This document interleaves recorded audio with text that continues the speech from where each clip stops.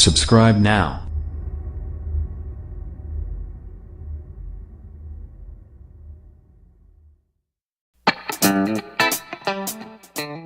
Vivo might soon launch the world's first smartphone that sports an under-display fingerprint sensor. A new listing on China's 3C certification website has revealed a new phone with model name Vivo X20 Plus UD, where UD suggests the presence of an under-display fingerprint sensor on the upcoming smartphone. As we mentioned, a new listing on 3C certification website, spotted by Phone Radar, comes with the name Vivo X20 Plus UD.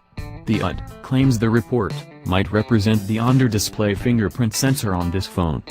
The phone's model number is BK1124 and the listing says that it supports fast charging and 4G LTE bands.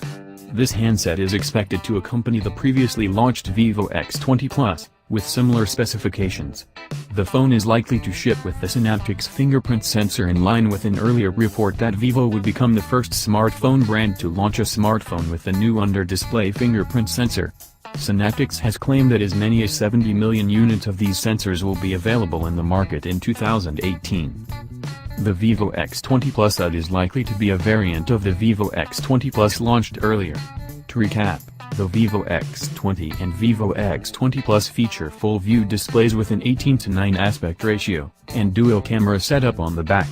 The major differences between the two variants are of screen size and battery capacity. The Vivo X20 sports a 6.01-inch display, while the bigger X20 Plus has a 6.43-inch display.